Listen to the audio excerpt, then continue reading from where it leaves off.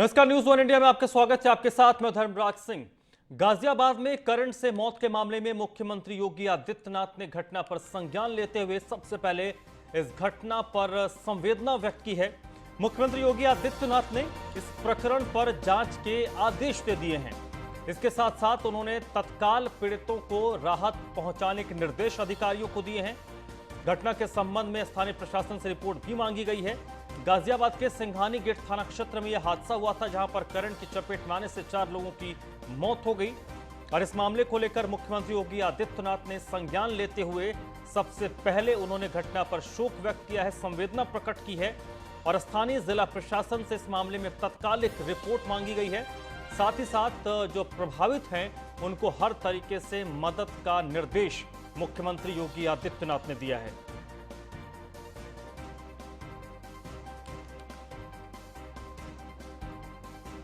तो गाजियाबाद में ये घटना हुई और इस घटना पर मुख्यमंत्री योगी आदित्यनाथ ने संवेदना प्रकट करते हुए जांच के आदेश दिए हैं। जिला प्रशासन से इस मामले में रिपोर्ट तलब की गई है और जो प्रभावित हैं उनको तत्काल मदद का निर्देश दिया गया है।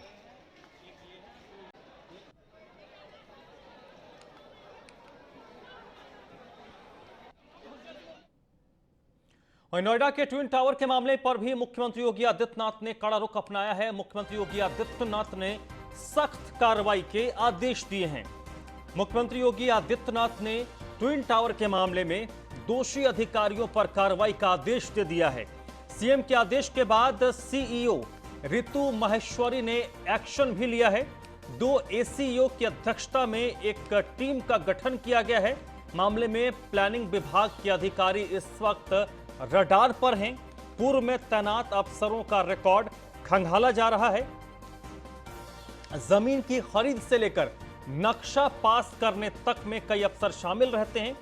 सुपरटेक का ये 16 और 17 नंबर का टावर है जिसको ध्वस्त किया जाना है और रिपोर्ट आने पर इस पर कार्रवाई होगी। रितु माहेश्वरी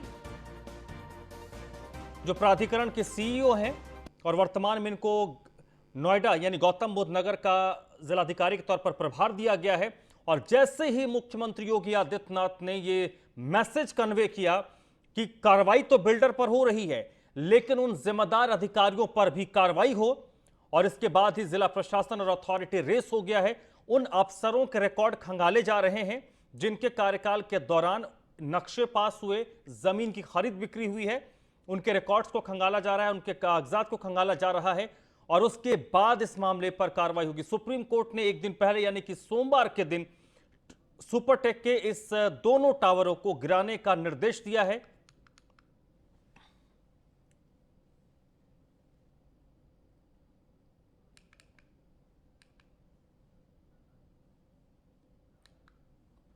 वो इस मामले पर उत्तर प्रदेश के कैबिनेट मंत्री जयप्रताप सिंह ने क्या कुछ कहा वो आपको हम दिखाते हैं।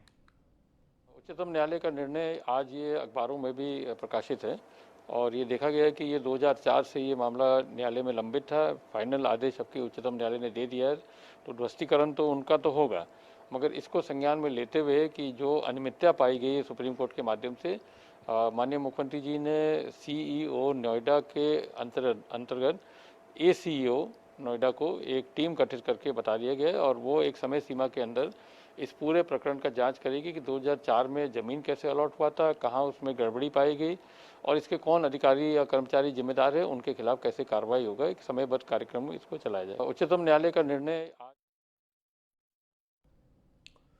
तो इस वक्त मेरे साथ विकास गुप्ता साहब जुड़ चुके हैं। विकास गुप्ता जी अध्यक्ष हैं कृषि अनुसंधान के।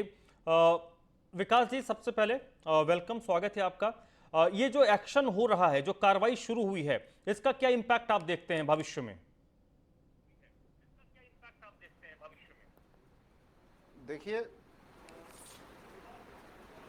देखिए ऐसा है कि ये नोएडा में जो प्राधिकरण का अधिकारियों का और नेताओं का जो गठजोड़ है, पिछले सपा और बसपा कार्यकाल में बहुत लंबे समय तक फला और फूला। ये भी जो सुपरटेक का एमराल्ड कोर्ट का जिसका डिसीजन कल जस्टिस डीवाई चंद्रचूड़ की कमेटी ने जो दिया है, उसके पीछे एक ये बहुत बड़ा कारण ये रहा कि बहुत लंबे समय से वहाँ के आरडब्ल्यूए के जो प्रेसिडेंट थे कैप्टन उदय भान सिंह तेवतिया, उनके नेतृत्व में एक बहुत लंबी लड़ाई इन्होंने लड़ी। उन्होंने लोकल स्तर पर लड़ाई लड़ी, उन्होंने फिर हाई कोर्ट में बहुत लंबी लड़ाई लड़ी, और हाई कोर्ट की लंबी लड़ाई करने के पश्चात जब ये मैटर सर्वोच्च न्यायालय में पहुंचा तो वहां पर जस्टिस डी.वाई. चंद्रचूड़ की जो न्यायालय है उसने आरडब्ल्यूए के पक्ष में अपना फैसला दिया, और जो ये ट्विन टावर जिसको आप बार बार अपने टीवी पर दिखा रहे हैं, इस ट्विन टावर को ध्वस्त करने का फैसला, बहुत ऐतिहासिक फैसला कल माननीय उच्चतम न्यायालय ने अपना दिया। विकास जी, मैं आपसे इसलिए इस मुद्दे को समझना चाहता हूं कि कोर्ट ने जो कहा है, मुख्यमंत्री ने जो कहा है, इसका बिल्डर्स पर क्या असर पड़ेगा? क्योंकि माना ही जाता था सरकारें किसी की भी रहे, बिल्डर्स लॉबी इतनी ताकतवर और इतनी मजबूत होती थी कि उनकी सेहत पर फर्क नहीं पड़ता था। छोटे मोटे आईएएस अधिकारी कुछ भी कर ले, उनकी सेहत पर असर नहीं पड़ता था। लेकिन इस एक्शन के बाद, क्योंकि अभी जो अपडेट है कि जो बिल्डर हैं वो रिव्यू भी इसको लेकर सुप्रीम कोर्ट में डालने वाले हैं, तो ये मामला कुछ तो खींचेगा, क्योंकि अगर रिव्यू में जाता है तो ये मामला कुछ हद तक खींचेगा। लेकिन हाईकोर्ट के फैसले को एक्सटेंड करके सुप्रीम कोर्ट ने रखा है, तो इसका एक मैसेज तो जरूर बिल्डर्स पर जाएगा, क्योंकि इसका नुकसान किसको होता है? जो आम लोग हैं, जो अपनी गाड़ी कमाई रोज कमाते हैं, बचाते हैं, उसको इन्वेस्ट करते हैं, ना उनको घर मिलता है, ना छत मिलता है, और फिर वो झंडा लेकर घूमते रहते हैं कि हमें हमारा घर दो।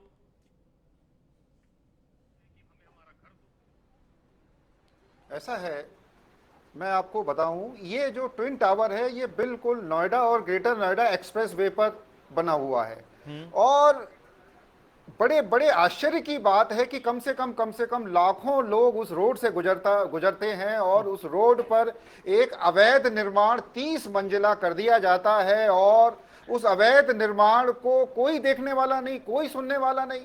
ये तो बड़ी साहस की लड़ाई कैप्टन उदयवान सिंह तेवतिया जी ने लड़ी, और वो लड़ी आज 10 से 12 साल से वो अपनी एक अकेले लड़ाई लड़ रहे थे, और उस लड़ाई में उनका साथ देने वाला कोई नहीं था। उनको तरह तरीके के थ्रेट आए, थ्रेट आने के साथ साथ उनको बहुत सारा प्रलोभन भी देने का प्रयास किया गया, उनको और दूसरे तरीके से भी दबाव बनाने का प्रयास किया गया। लेकिन उसके बावजूद भी, चूंकि वो पूर्व सैनिक थे, फौजी थे, और हम लोग भी नोएडा में पूर्व सैनिक हैं, हम सब लोग एक साथ रहते हैं, एक साथ, कहीं एक दूसरे को कोई समस्या होती तो हम एक दूसरे के साथ कंधे से कंधा मिलाकर लड़ते हैं।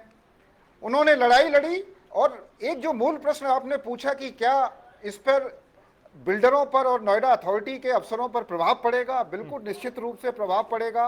मैं आपको सुपरटेक का बिल्डर के बारे में बता देना चाहता हूं कि ये वो आर.के. अरोड़ा हैं जिनके खिलाफ मैं पिछले 10 से 12 वर्षों से लड़ाई लड़ रहा हूं। ये वो बिल्डर है जिसने पूरे नोएडा, ग्रेटर नोएडा और यमुना एक्सप्रेसवे अथॉरिटी में सबसे ज्यादा भ्रष्टाचार करवाने वाला, ग्राहकों को ठगने वाला, और जितने भी बैंकिंग इंस्टीट्यूशंस हैं सबको ठगने वाला ये बिल्डर रहा है। इसने कभी भी किसी भी अपने जो भी सप्लायर्स थे या इसके जो भी अपने इसके जो साथ कंपनी से जुड़े हुए अधिकारी थे, कभी इसने सैलरी नहीं दी, कभी इसने पेमेंट नहीं किया, कभी इस बिल्डर ने कोई पेमेंट नहीं किया।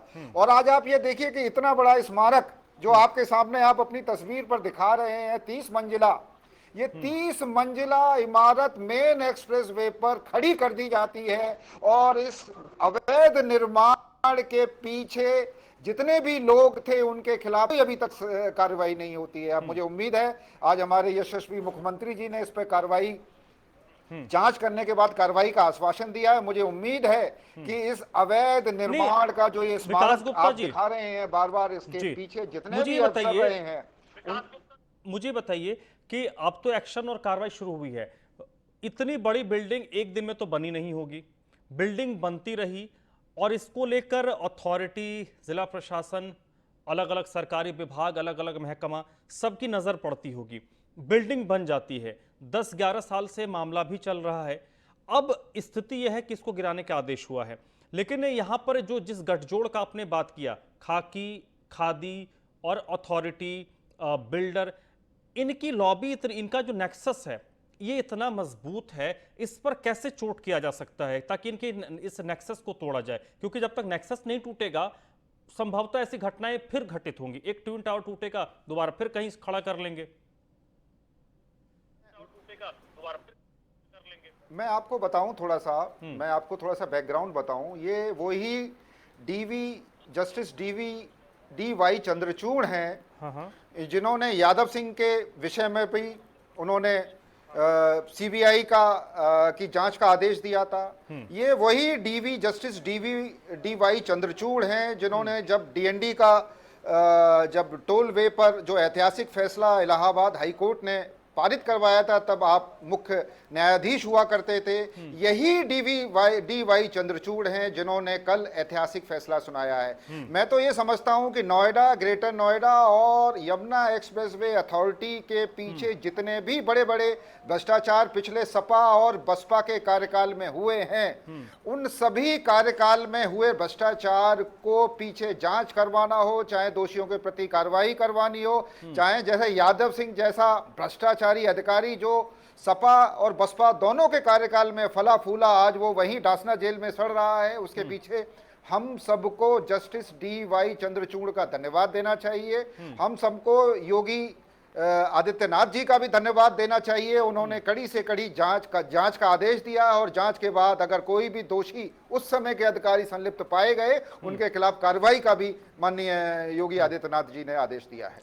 विकास गुप्ता जी, आपने एक प्रसंग का जिक्र किया, एक और प्रसंग का जिक्र मैं कर दूं, संभवतः आपको इसकी जानकारी होगी, क्योंकि मामला 2010 से पहले का है, जब नोएडा को विकसित करने की कोशिश हो रही थी।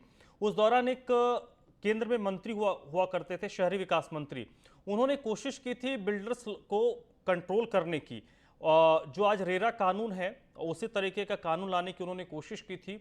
उसके बाद हश्र ये हुआ था कि उन केंद्रीय मंत्री को उनके मंत्रालय से हटा दिया गया था। तो ये तो इनकी लॉबी है, जिस तरीके से काम करते हैं, इतने ये ताकतवर लोग होते हैं। ये लड़ाई अभी कितनी दूर पहुंची है? क्योंकि अभी जैसा मैंने आपको अपडेट दिया कि इस पर जो बिल्डर है वो रिव्यू के लिए सुप्रीम कोर्ट पहुंचने वाला है। तो ये लड़ाई किस स्तर पर पहुंची है और अभी लड़ाई आधी अधूरी है या इस लड़ाई को आप कंप्लीट मानते हैं? देखिए धर्मराज सिंह जी, ये लड़ाई मैं पिछले 10 वर्षों से लड़ रहा हूं। अब तो मैं सरकार में एक संवैधानिक पद पर आसीन हूं।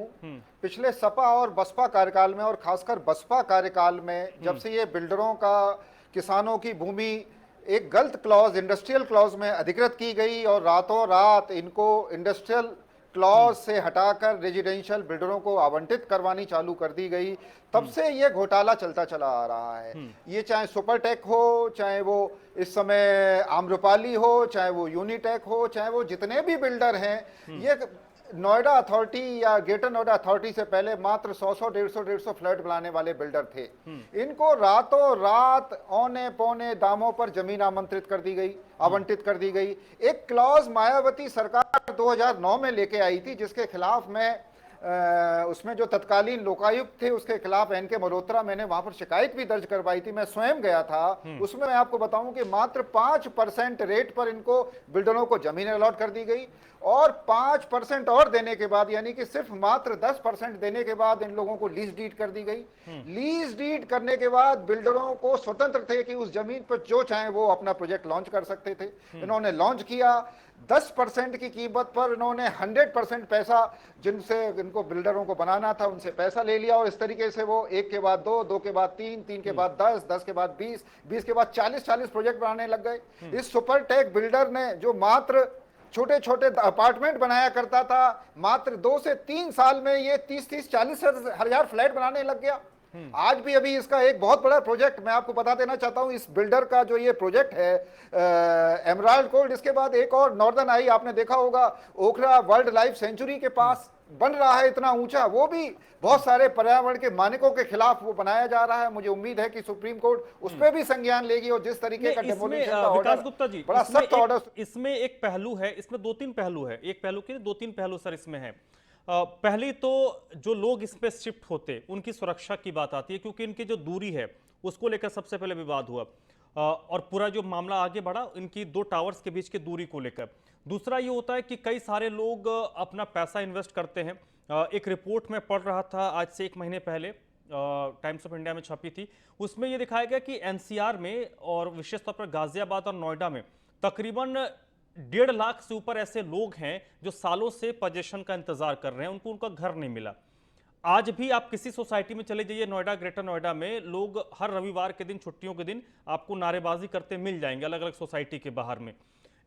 ओवरऑल देखें तो परेशान कौन हो रहा है? आम लोग हो रहे हैं, आम लोगों को नुकसान हो रहा है, सरकार को भी इससे कहीं ना कहीं नुकसान ही होता होगा जब भ्रष्टाचार का इतना लंबा चौड़ा खेल चल रहा है। तो आने वाले वक्त में ये स्थिति बदले, ये सूरत बदले, इसके लिए क्या पहल होनी चाहिए? देखिए, इसके लिए बहुत अच्छी पहल है। रेरा ने अपना कानून लागू कर दिया है। कोई भी बिल्डर का प्रोजेक्ट, अगर कहीं भी कोई बिल्डर का प्रोजेक्ट बना रहा है तो उसका पैसा, उस प्रोजेक्ट का पैसा सिर्फ उसी प्रोजेक्ट में लगेगा, किसी और प्रोजेक्ट में बिल्डर नहीं लगा सकेगा। इसके लिए सख्त से सख्त कानून कर दिए गए हैं। पहले मात्र 5% की पूंजी को निवेश करने के बाद उसको लैंड अलॉट कर दी गई जाती थी, उसके लिए अब वो 30% का प्राविधान नोएडा, ग्रेटर नोएडा और यमुना एक्सप्रेसवे अथॉरिटी ने कर दिया है। इसका मतलब ये है कि बिल्डरों को कहीं से भी भागने का मौका नहीं मिलेगा। रही बात कि पिछले 10 वर्षों से बिल्डर ने आवंटियों को परेशान किया, इसमें कोई शक नहीं है। आवंटी बहुत बेचारे परेशान हो रहे हैं, उन्होंने जीवन भर की कमाई को लगाया हुआ है, लेकिन जो वो भ्रष्टाचार का जो समय था, सपा और बसपा कार्यकाल वर्ष, ठीक है। विकास गुप्ता जी, बहुत बहुत शुक्रिया सर आपका, आपने इस मुद्दे पर अपनी बात रखी है। इस बुलेटिन में फिलहाल इतना ही।